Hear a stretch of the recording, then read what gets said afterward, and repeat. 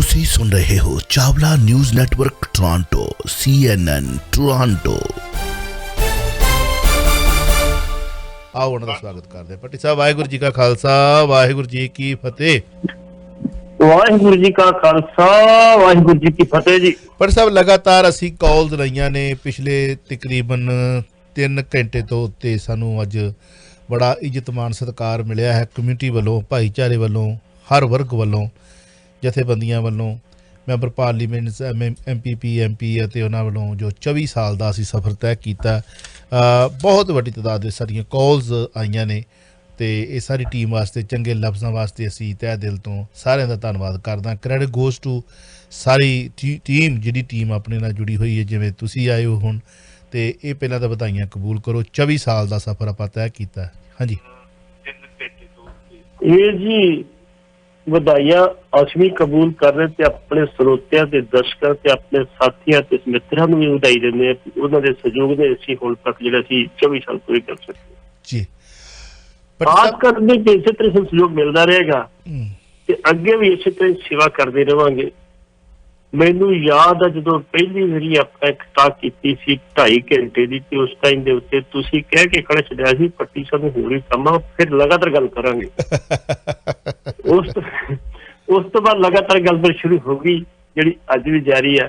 ਉਮੀਦ ਆ ਪਾਤਸ਼ਾਹ ਦੇ ਤਹਿਤ ਭੁੱਖ ਦੀ ਸੇਵਾ ਚ ਜਾਵਾਂਗੇ ਜੀ। ਥੈਂਕ ਯੂ ਜੀ। ਦੋਸਤੋ, 70-75 ਤੁਹਾਡੇ ਟੈਕਸਟ ਮੈਸੇਜ ਨੇ, ਮੈਂ ਕੱਲ ਨਾਂ ਪੜ੍ਹ ਦੇਵਾਂਗਾ। ਸੈਂਕੜੇ ਨਾਂ ਪੜ੍ਹ ਚੁੱਕੇ ਹਾਂ। ਇਹ ਵਟਸਐਪ 'ਤੇ ਜਿਹੜੇ ਨੇ ਉਹ ਵੀ ਕਾਫੀ ਵੱਡੀ ਤਾਦਾਦ ਦੇ ਵਿੱਚ ਨੇ, ਅਤੇ ਜਿਹੜੇ ਮੈਸੇਜ ਨੇ ਉਹ ਲਿਖਤੀ 'ਚ ਆ ਰਿਹਾ ਕਿ 70-75 ਨੇ। ਧੰਨਵਾਦ ਸਾਰਿਆਂ ਦਾ। ਅਜੇ ਗਲਾ ਵੀ ਹੁਣ ਇਕੱਲੇ ਦਾ ਬੋਲ ਕੇ, ਕਿਉਂਕਿ ਬ੍ਰੇਕ ਵੀ ਨਹੀਂ ਲਈ, ਕਮਰਸ਼ੀਅਲ। ਜਿਹੜੀ ਗੱਲ ਆ ਜੀ ਟੀਕੇ ਦੀ, ਤੁਹਾਨੂੰ ਮੈਂ ਦੱਸਿਆ, ਜਦੋਂ ਮੈਂ ਟੀਕਾ ਲਵਾਉਣ ਗਿਆ ਤੇ ਮੈਨੂੰ ਡਾਕਟਰ ਕਹਿਣ ਲੱਗੀ, ਕਹਿੰਦੀ ਵੀ ਤੁਸੀਂ ਇੱਥੇ ਅੱਧਾ ਘੰਟਾ ਵੇਟ ਕਰੋ, ਚੱਕਰ ਵੀ ਆ ਸਕਦਾ ਵਾ। ਅੱਛਾ। ਮੈਂ ਕਿਹਾ ਜੀ ਨਾ ਮੈਨੂੰ ਚੱਕਰ ਆਉਣਾ, ਨਾ ਮੈਨੂੰ ਬੁਖਾਰ ਚੜ੍ਹਨਾ। ਹਾਂ। ਕਹਿੰਦੇ ਕਿਉਂ?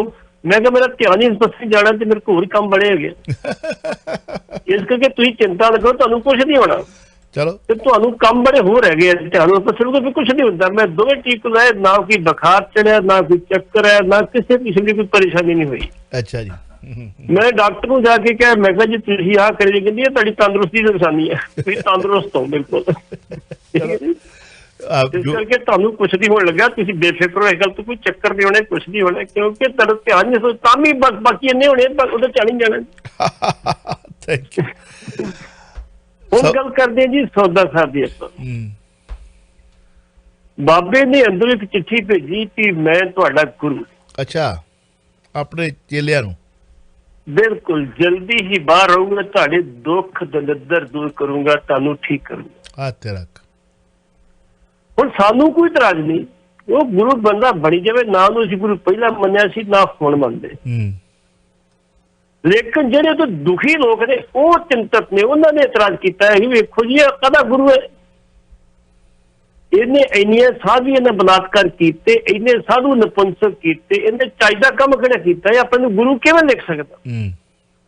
ਇੱਥੇ ਕਿਉਂ ਨਹੀਂ ਐਕਸ਼ਨ ਹੁੰਦਾ? ਉਹ ਚਿੱਠੀ ਕਿਵੇਂ ਬਾਹਰ ਆ ਗਈ? ਉਹਨਾਂ ਲੋਕਾਂ ਨੇ ਇਤਰਾਜ਼ ਕੀਤਾ ਵਾ, ਤੇ ਉਹਦੇ ਨਾਲ ਫਿਰ ਸਾਡੇ ਬੰਦੇ ਵੀ ਥੋੜਾ ਇਤਰਾਜ਼ ਕਰਦੇ ਵੀ ਗੱਲ ਤੇ ਠੀਕ ਹੈ ਨਾ। ਸਾਡੇ ਬੰਦੇ ਨੂੰ ਇਤਰਾਜ਼ ਕੀ ਹੈ? ਭਾਵੇਂ ਕਿ ਇਹੋ ਜਿਹੀਆਂ ਚਿੱਠੀਆਂ ਉਹਦੀਆਂ ਪਹਿਲਾਂ ਵੀ ਇੱਕ ਦੋ ਆ ਚੁੱਕੀਆਂ, ਤੇ ਇਹ ਚਰਚਾ ਦੀ ਚਿੱਠੀ ਇਸ ਕੇ ਬਣੀ ਕਿ ਅਸੀਂ 400 ਸਾਲਾ ਮਨਾ ਰਹੇ ਹਾਂ ਗੁਰੂ ਤੇਗ ਬਹਾਦਰ ਸਾਹਿਬ ਨੂੰ। ਇਸ ਕਰਕੇ ਇਤਰਾਜ਼ ਦਿਖਾਇਆ ਜਾ ਰਿਹਾ ਵੀ ਇਹਦੇ ਇਸ ਸਮੇਂ ਦੇ ਉੱਤੇ ਆਪਣੇ ਨੂੰ ਗੁਰੂ ਦੱਸ ਕੇ ਚਿੱਠੀ ਲਿਖਣੀ ਹੈ, ਸਾਨੂੰ ਚੜਾਉਣ ਵਾਲੀ ਗੱਲ। ਉਹ ਇਸ ਚੀਜ਼ ਨੂੰ ਜੋੜ ਕੇ ਵੇਖ ਰਹੇ ਨੇ ਕਿ ਅਜੇ ਵੀ ਉਹ ਏਦਾਂ ਅੰਦਰ ਜਾ ਕੇ ਵੀ ਕਹਿੰਦੇ ਉਹ ਰੱਖੀ ਜਲ ਗਈ ਤੇ ਵੱਟ ਨਹੀਂ ਗਿਆ, ਅਜੇ ਵੀ ਵੱਟ ਉਹਦੇ ਵਿੱਚ ਉਹੀ ਆ। ਹੁਣ ਜਿਹੜੇ ਦੂਸਰੇ ਲੋਕ ਦੁਖੀ ਨੇ, ਉਹ ਵੀ ਬੜੇ ਪਰੇਸ਼ਾਨ ਨੇ ਵੀ ਇਹ ਪ੍ਰਸ਼ਾਸਨ ਇਹੋ ਜਿਹੀ ਹਰਕਤਾਂ ਕਿਉਂ ਕਰ ਲੈਂਦਾ, ਕਿਉਂ ਉਹਨੇ ਇਹ ਚਿੱਠੀ ਲਿਖੀ ਬਾਹਰ? ਚਿੱਠੀ ਕਿਵੇਂ ਬਾਹਰ ਉਹਦੀ ਆ ਗਈ? ਜੇ ਵਿਵਾਦਤ ਚਿੱਠੀ ਹੈ ਤੇ ਕਿਉਂ ਬਾਹਰ ਆਈ ਹੈ? ਬਿਲਕੁਲ ਗੱਲ ਤਾਂ ਕਾਬਲੇ। ਇਸ ਕਰਕੇ ਜਿਹੜੇ ਸਾਡੇ ਬੰਦੇ ਜਿਹੜੇ ਹੈਗੇ ਆ, ਆਮ ਸਿੱਖ ਜਿਹੜਾ, ਉਹ ਵੀ ਮਹਿਸੂਸ ਕਰਦਾ ਵੀ ਇਸ ਵੇਲੇ ਚਿੱਠੀ ਹੋਣੀ, ਹਾਲੀ ਕਿ 29 ਅਪ੍ਰੈਲ ਨੂੰ ਉਹਨਾਂ ਦਾ ਸਥਾਪਨਾ ਦਿਵਸ ਆ, ਸਭ ਮਨਾਉਂਦੇ। ਮਾੜਾ ਚਲਾਉਂਦੇ, ਮਾੜਾ ਬਣਾਉਂਦੇ, ਚੰਗਾ ਬਣਾਉਂਦੇ, ਬਾਅਦ ਦੀ ਗੱਲ ਹੈ।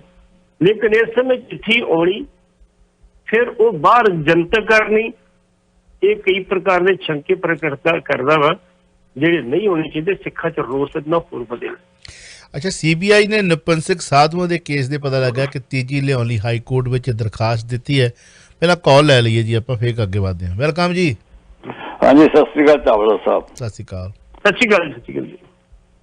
ਭੱਟੀ ਸਾਹਿਬ, ਪਹਿਲਾਂ ਤਾਂ ਬੜੀ ਖੁਸ਼ੀ ਮਹਿਸੂਸ ਕਰਦਾ, ਤੁਹਾਨੂੰ ਮੁਬਾਰਕਾਂ ਦੇਣ ਦੀਆਂ, ਤੁਹਾਡੇ ਜਨਮ ਦਿਨ ਦੀਆਂ ਤੇ ਤੁਹਾਡੇ 24 ਸਾਲ ਐਨਵਰਸਰੀ ਦੀਆਂ। ਮਿਹਰਬਾਨੀ। ਤੇ ਪਰਮਾਤਮਾ ਅੱਗੇ ਅਰਦਾਸ ਕਰਦਾ ਕਿ ਇਹ ਜਿਵੇਂ ਪਹਿਲੇ ਫੁਲਵਾੜੀ ਫੁੱਲੀ ਹੈ ਨਸ਼ੇ ਦੇ ਵਿੱਚ, ਤੇ ਇਹਨੂੰ ਜ਼ਿਆਦਾ ਤਰੱਕੀ ਕਰੇ, ਦਿਨ ਰਾਤ ਤਰੱਕੀ ਕਰਦਾ ਰਹੇ। ਮਿਹਰਬਾਨੀ। ਤੇ ਤੁਹਾਡੇ ਵਾਸਤੇ ਇਹ ਵੀ ਪਾਸ ਤੋਂ ਸਿੱਖ ਕੇ ਅੱਗੇ ਚੜ੍ਹਦੀ ਕਲਾ 'ਚ ਤੁਸੀਂ, ਰੱਬ ਤੁਹਾਨੂੰ ਹੋਰ ਉਤਸ਼ਾਹ ਕਰੇ। ਧੰਨਵਾਦ। ਥੈਂਕ ਯੂ ਜੀ। ਸ਼ੁਕਰੀਆ ਜੀ, ਧੰਨਵਾਦ। Thank you. ਸੀਬੀਆਈ ਨੇ ਨਪੁੰਸਕ ਸਾਧੂਆਂ ਦੇ ਕੇਸ ਵਿੱਚ ਤੇਜ਼ੀ ਲਿਆਉਣ ਲਈ ਹਾਈ ਕੋਰਟ ਵਿੱਚ ਜਿਹੜੀ ਦਰਖਾਸਤ ਦਿੱਤੀ ਹੈ, ਇਹਦੇ ਬਾਰੇ ਕੀ ਕਹਿਣਾ ਚਾਹੋਗੇ? ਨਪੁੰਸਕ ਸਾਧੂ ਕਿਉਂ ਬਣਾਏ ਗਏ? ਸਵਾਲ ਹੈ ਪੈਦਾ ਹੁੰਦਾ। ਪਹਿਲਾਂ ਤੁਹਾਨੂੰ ਪਤਾ ਹੋਏਗਾ, ਪਿਛਲੇ ਜਿਹੜੇ ਰਾਜੇ ਮਹਾਰਾਜੇ ਸੀ ਨਾ, ਉਹ ਆਪਣੇ ਜਿਹੜੇ ਰਾਣੀਆਂ ਦੇ ਹਰ ਮੁਲਕ ਸੀ, ਇੱਥੇ ਖੁਸਰੇ ਭਰਤੀ ਕਰਦੇ ਹੁੰਦੇ। ਬਿਲਕੁਲ, ਹਾਂਜੀ। ਖੁਸਰੇ ਭਰਤੀ ਕਰਕੇ ਤੇ ਉਹਨਾਂ ਦੀ ਨਿਗਰਾਨੀ ਲਾਉਂਦੇ ਸੀ ਵੀ ਤੁਸੀਂ ਇਹਦਾ ਦੀ ਨਿਗਰਾਨੀ ਕਰਨੀ, ਰਾਖੀ ਕਰਨੀ। ਉਹਦੇ ਪੈਟਰਨ ਤੇ ਹੁਣ ਖੁਸਰੇ ਤੇ ਮਿਲਣੇ ਮੁਸ਼ਕਲ ਸੀ। ਇਹਨੇ ਸਾਧੂ ਜਿਹੜੇ ਉੱਥੇ ਭਰਤੀ ਕੀਤੇ ਸੀ, ਉਹਨਾਂ ਨੂੰ ਕਹਿੰਦਾ ਤੁਹਾਨੂੰ ਵੇਖੋ ਜੀ, ਆਪਾਂ ਸੱਚਖੰਡ ਦੀ ਟਿਕਟ ਦੇਣੀ ਹੈ ਸਿੱਧੀ ਇੱਥੋਂ, ਉਹ ਤਾਜ਼ੀ ਮਿਲ ਸਕਦੀ ਹੈ ਜੇ ਤੁਸੀਂ ਨਪੁੰਸਕ ਬਣੋਗੇ। ਉਹਨਾਂ ਨੂੰ ਗੁੰਮਰਾਹ ਕਰਕੇ ਨਪੁੰਸਕ ਬਣਾਇਆ। ਉਹਨਾਂ ਦੀ ਗਿਣਤੀ ਵੀ ਕਾਫੀ ਹੈ, ਮੇਰੇ ਕੋਲ ਸੈਂਕੜੇ ਦੇ ਸ਼ਾਇਦ। ਉਹ ਮਾਮਲਾ ਅਦਾਲਤ 'ਚ ਗਿਆ। ਅਦਾਲਤ ਜਾਣ ਦੇ ਉੱਤੇ ਸੀਬੀਆਈ ਜਿਹੜੀ ਉਹਦੀ ਜਾਂਚ ਕਰ ਰਹੀ ਹੈ। ਜਿਹੜੀ ਸੀਬੀਆਈ ਕੋਰਟ ਦੇ ਵਿੱਚ ਉਹਨਾਂ ਨੇ ਜਿਹੜੀ ਇਹਦੀ ਜਾਂਚ ਕੀਤੀ ਆ, ਇਹਦੀ ਤਰੀਕ ਦਸੰਬਰ ਸੀ ਤੇ ਫਿਰ ਮਾਰਚ ਤੇ ਪਾਈ, ਤੇ ਹੁਣ ਵੀ ਲੰਮੀ ਤਰੀਕ ਪਾਤੀ। ਸੀਬੀਆਈ ਕਹਿੰਦੀ ਸਾਨੂੰ ਕੋਈ ਹੋਰ ਕੰਮ ਨਹੀਂ ਹੈਗਾ, ਇਹ ਪਖੰਡ ਕੀ ਬਣਿਆ, ਤੁਸੀਂ ਜਲਦੀ ਫੈਸਲਾ ਕਰੋ। ਤੁਹਾਡੇ ਚਲਾਨ ਪੇਸ਼ ਕਰਤਾ, ਸਭ ਕੁਝ ਕਰਤਾ, ਕਿਉਂ ਵੀ ਤਰੀਕਾ ਪਾ ਰਹੇ? ਉਹ ਇਸ ਕਰਕੇ ਹਾਈ ਕੋਰਟ ਗਿਆ ਨਾ ਵੀ ਹਾਈ ਕੋਰਟ ਇਹਨਾਂ ਨੂੰ ਨਿਰਦੇਸ਼ ਜਾਰੀ ਕਰੇ ਕੋਰਟ ਨੂੰ ਵੀ ਤੁਸੀਂ ਇਹ ਕੁਇਕਲੀ ਕੰਮ ਕਰੋ, ਇਹਨੂੰ ਫਾਸਟ ਟਰੈਕ ਲੈ ਕੇ ਜਾਓ ਤੁਸੀਂ। ਤੇ ਉਹਨਾਂ ਨੇ ਹੁਣ ਸਾਧੂ ਵੀ ਜੇ ਦਬਾਅ ਪਾ ਰਹੇ ਸੀ ਕਿ ਸਾਨੂੰ ਇਨਸਾਫ ਨਹੀਂ ਮਿਲ ਰਿਹਾ। ਅੱਧੇ ਵਿਚਾਰੇ ਮਰ ਵੀ ਗਏ ਵਿੱਚੋਂ, ਜਿਹੜੇ ਹੈਗੇ ਜਿਹੜੇ ਰਹਿ ਗਏ ਉਹ ਕਹਿੰਦੇ ਸਾਡੀ ਵੀ ਮਰ ਜਾਵੇ ਤੇ ਫੇਰ ਇਨਸਾਫ ਦੇਣਾ ਸਾਨੂੰ ਤੁਸੀਂ। ਇਸ ਕਰਕੇ ਸੀਬੀਆਈ ਜਿਹੜੀ ਹਾਈ ਕੋਰਟ ਗਈ ਹੈ, ਤੇ ਹਾਈ ਕੋਰਟ ਤੋਂ ਨਿਰਦੇਸ਼ ਕੀ ਹੁੰਦੇ ਆ ਉਹ ਅਗਲੇ 2-4 ਦਿਨ ਦੇ ਪਤਾ ਲੱਗੇਗਾ, ਫਿਰ ਸਾਂਝੇ ਕਰਾਂਗੇ। ਅਗਲਾ ਮੇਰਾ ਕੁਐਸਚਨ ਹੈ, ਕੈਪਟਨ ਹੋਣਾ ਨੇ, ਪੰਜਾਬ ਦੀ ਜਿਹੜੀ ਸਰਕਾਰ ਹੈ, ਉਹਨਾਂ ਨੇ ਸਰਕਾਰੀ ਬੱਸਾਂ ਦੇ ਵਿੱਚ ਜਿਹੜੀਆਂ ਔਰਤਾਂ ਨੂੰ ਫ੍ਰੀ ਸਕੀਮ ਜਿਹੜੀ ਚਲਾਈ ਹੈ, ਪਤਾ ਲੱਗਾ ਹੈ ਕਿ ਫ੍ਰੀ ਬੱਸਾਂ ਦੀ ਸਕੀਮ ਦਮ ਤੋੜਨ ਲੱਗੀ ਹੈ। ਬੱਸ ਚੱਲਦੀ ਜੀ ਅੰਮ੍ਰਿਤਸਰ ਤੋਂ, ਹਾਂ, ਕਿਹਾ ਗਿਆ ਜੀ ਕੋਵਿਡ ਕਰਕੇ ਜੇ 52 ਸੀਟਰ ਬੱਸ ਤੇ ਇਹਦੇ ਵਿੱਚ 25 ਸਵਾਰੀਆਂ ਤੋਂ ਵੱਧ ਸਵਾਰੀਆਂ ਨਹੀਂ ਹੋਣੀ ਚਾਹੀਦੀ। ਜੇ 25 ਪੈਸੰਜਰ ਇਹਦੇ ਵਿੱਚ ਹੈਗੇ ਆ ਤੇ ਉਹ ਜਾਣ ਬੁੱਝ ਕੇ ਉਹਨਾਂ ਰਸਤੇ 'ਚ ਬੱਸਾਂ ਨਹੀਂ ਰੋਕਦੇ। ਜੇ ਕਿਤੇ ਪੈਸੰਜਰ ਕੋਈ ਤਾਰਨਾ ਹੁੰਦਾ, ਲੇਡੀ ਕੋਈ ਤਾਰ ਨਹੀਂ ਹੁੰਦੀ, ਤੇ ਉਹ ਜਿਹੜਾ ਹੁੰਦਾ ਬੱਸ ਸਟੈਂਡ ਦਾ ਉਹ ਤੋਂ ਅੱਧਾ ਕਿਲੋਮੀਟਰ ਜਾ ਕੇ ਅੱਗੇ ਤਾਰਦੇ ਕਿ ਬੱਸ ਤੇ ਕੋਈ ਚੜ ਨਾ ਜਾਵੇ। ਉਹ ਬੀਬੀਆਂ ਕਹਿੰਦੀਆਂ ਵੀ ਜੇ ਕੈਪਟਨ ਸਾਹਿਬ ਤੁਸੀਂ ਇਹੋ ਹੀ ਕੰਮ ਕਰਨਾ ਸੀ ਤੇ ਫ੍ਰੀ ਕਰਨ ਦੀ ਕੀ ਲੋੜ ਸੀ? ਬੱਸਾਂ ਵੀ ਘਟਾਤੀਆਂ, ਆਪਣੇ ਡਰਾਈਵਰਾਂ ਨੂੰ ਕਹਿਤਾ ਵੀ ਗਾਂਹ ਪਿਛਾ ਕਰਕੇ ਤਾਰੀ ਜੋ ਨਾ ਬਿਠਾਓ, ਤੁਸੀਂ ਜੇ ਕੰਮ ਕਰਨਾ ਸੀ ਕੀ ਲੋੜ ਸੀ ਕਰਨ? ਤੁਸੀਂ ਇਹ ਗੱਲ ਕਰੋ ਬੱਸਾਂ ਰੋਕੋ, ਅਸੀਂ ਕਿਰਾਇਆ ਦੇ ਦੇਵਾਂਗੇ, ਬੇਸ਼ੱਕ ਤੁਸੀਂ ਬੰਦ ਕਰ ਦਿਓ। ਕਿਉਂ ਤੁਹਾਡੀ ਝਾਕ ਦੇ ਵਿੱਚ, ਤੁਹਾਡੀਆਂ ਬੱਸਾਂ ਦੀ ਝਾਕ ਦੇ ਵਿੱਚ ਕਈ ਪ੍ਰਾਈਵੇਟ ਨੌਕਰੀ ਕਰਦੀਆਂ, ਕਈ ਗਵਰਨਮੈਂਟ ਕਰਦੀਆਂ ਲੜਕੀਆਂ।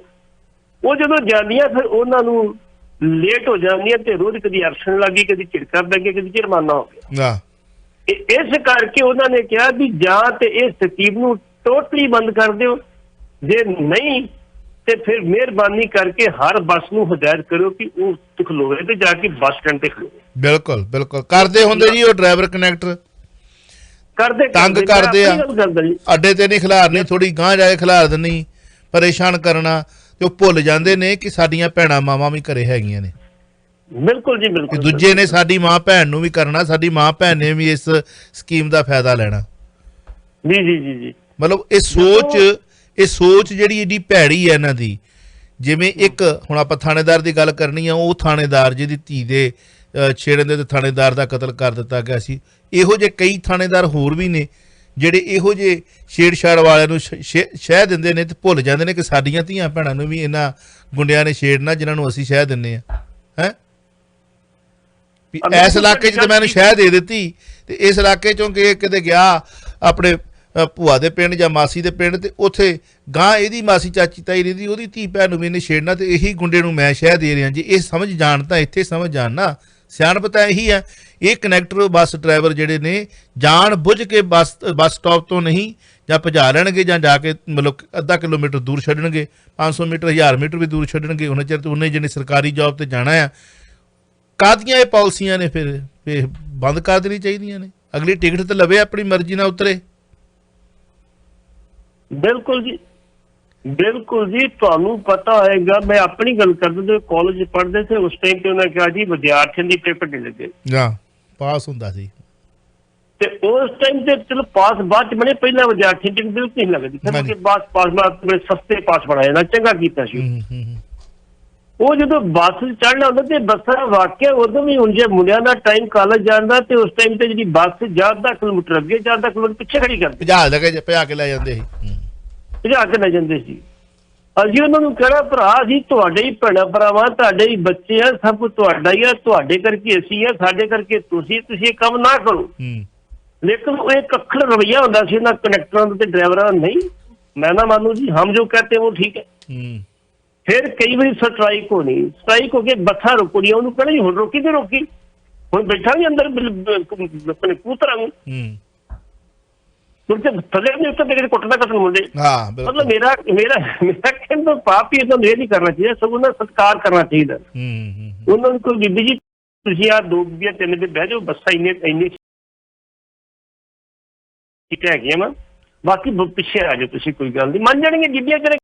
70 ਸਾਲ ਤੋਂ ਜਿਹੜੇ ਉੱਤੇ ਹੋਣਗੇ ਉਹਨਾਂ ਨੂੰ ਕੰਬਲ ਦਿੱਤੇ ਜਾਣਗੇ। ਬਟ ਫਿਰ ਵੀ ਜੇ ਕਿਸੇ ਨੂੰ ਵੈਸੇ ਜ਼ਰੂਰਤ ਹੈ ਦੇ ਕੈਨ ਕਾਲ ਅਸ 4167167794 4167167794।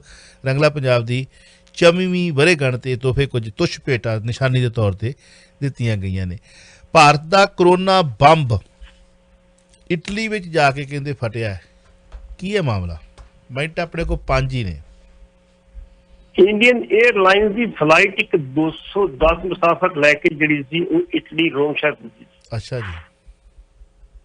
ਰੋਮ ਸ਼ਹਿਰ ਪੁੱਜਣ ਤੇ ਉੱਥੇ ਪ੍ਰਬੰਧਕਾਂ ਨੇ ਪੂਰੇ ਪਹਿਲਾਂ ਪ੍ਰਬੰਧ ਕੀਤੇ ਤੇ ਫਿਰ ਸਵਾਰੀਆਂ ਨੂੰ ਇੱਕ ਕਰਕੇ ਉਤਾਰਿਆ। ਜਦੋਂ ਇੱਕ ਕਰਕੇ ਉਤਾਰਿਆ ਤੇ ਨਾਲ ਉਹਨੇ ਟੈਸਟ ਕੀਤੇ ਕਿ ਹਾਲੀ ਕਿ ਉਹ ਟੈਸਟ ਤੋਂ ਕਰਵਾ ਕੇ ਗਏ ਸੀ।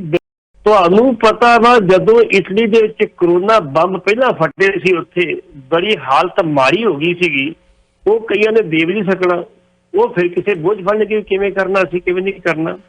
ਇਹ ਲੋਕ ਉਹਦੇ ਜਿਹੜੀਆਂ ਛੁੱਟੀਆਂ ਮਨਾਉਣ ਆਏ ਸੀ ਆਪਣੀ ਪਿੱਛੇ ਦੇ ਤੇ ਫਸ ਗਏ ਤੇ ਹੁਣ ਉੱਥੇ ਵਾਪਸ ਗਏ ਨੇ। ਹਾਲ ਦੀ ਕੜੀ ਉਹ ਬੰਦੇ ਕੁਆਰੰਟਾਈਨ ਕਰਕੇ ਜਿਹੜੇ ਹੋਟਲਾਂ 'ਚ ਬੈਠੇ ਨੇ, ਠੀਕ ਹੋ ਕੇ ਕਦੋਂ ਵਾਪਸ ਜਾਂਦੇ ਆ ਇਹ ਤਾਂ ਸਮਾਂ ਦੱਸੇਗਾ।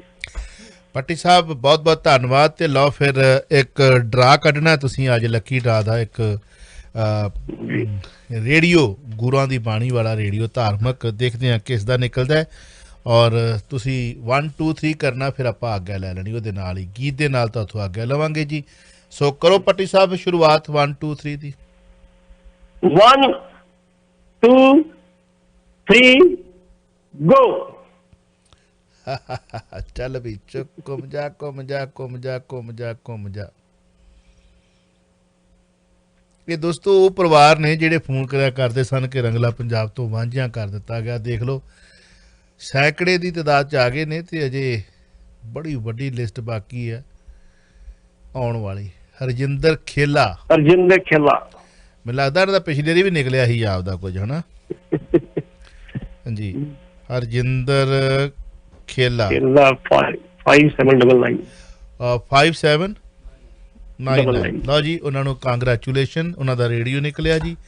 ਤੇ ਤੁਹਾਡਾ ਧੰਨਵਾਦ ਪੱਟੀ ਸਾਹਿਬ, ਬਹੁਤ ਬਹੁਤ ਮਿਹਰਬਾਨੀ। ਇੱਕ ਲਾਈਨ ਹੈਗੀ ਹੈ, ਲੈ ਲੈਣੇ, ਸ਼ਾਇਦ ਕੁਝ ਕਹਿਣਾ ਚਾਹੁੰਦੇ ਹੋਣ। ਹੈਲੋ। ਹਾਂਜੀ ਚਾਵਲਾ ਸਾਹਿਬ ਤੇ ਪੱਟੀ ਸਾਹਿਬ, ਮੈਂ ਤਾਂ ਫਤਿਹ ਯਾਦ ਕਰਨੀ ਹੈ। ਅੱਜ ਸਾਡੇ ਇੰਟਰਨੈਟ ਹੈ ਨਹੀਂ ਸੀ, ਇਸ ਕਰਕੇ ਤੁਹਾਡਾ ਰੇਡੀਓ ਨਹੀਂ ਲੱਭਿਆ ਤੇ ਮੈਂ ਕਿਹਾ ਫਤਿਹ ਅਰਜ਼ ਕਰਦੀ। ਬਹੁਤ ਮਿਹਰਬਾਨੀ। ਮੈਂ ਜਗਮੇਲ ਸਿੰਘ ਖਾਲਸਾ ਬੋਲ ਰਿਹਾ ਓਲੀਵਰ ਤੋਂ ਜੀ। ਰਿਪੀਟ ਹੋ ਜਾਣਾ ਖਾਲਸਾ ਜੀ ਪ੍ਰੋਗਰਾਮ, ਕੱਲ ਨੂੰ ਰਿਪੀਟ ਹੋ ਜਾਣਾ, ਤੁਸੀਂ ਸੁਣ ਲਿਓ ਟੈਲੀਵਿਜ਼ਨ ਤੇ, ਠੀਕ ਹੈ? ਠੀਕ ਹੈ ਠੀਕ ਹੈ। IPTV ਬਾਕਸ ਤੇ ਰਿਪੀਟ ਹੋ ਜਾਣਾ, ਤੁਹਾਡਾ ਤਾਂ ਫਰਕ ਵੀ ਹੈਗਾ ਟਾਈਮ ਦਾ। ਬਹੁਤ ਤੁਹਾਡਾ ਧੰਨਵਾਦ। ਪ੍ਰੋਗਰਾਮ ਬਹੁਤ ਵਧੀਆ। ਮਿਹਰਬਾਨੀ ਜੀ, ਥੈਂਕ ਯੂ। ਹੋਈਆਂ ਭੁੱਲਾਂ ਚੁੱਕਾਂ ਦੀ ਮਾਫੀ ਦਿਓ ਛੁੱਟੀਆਂ। ਵਾਹਿਗੁਰੂ ਜੀ ਕਾ ਖਾਲਸਾ, ਵਾਹਿਗੁਰੂ ਜੀ। ਤੁਸੀਂ ਸੁਣ ਰਹੇ ਹੋ Chawla news network Toronto CNN Toronto.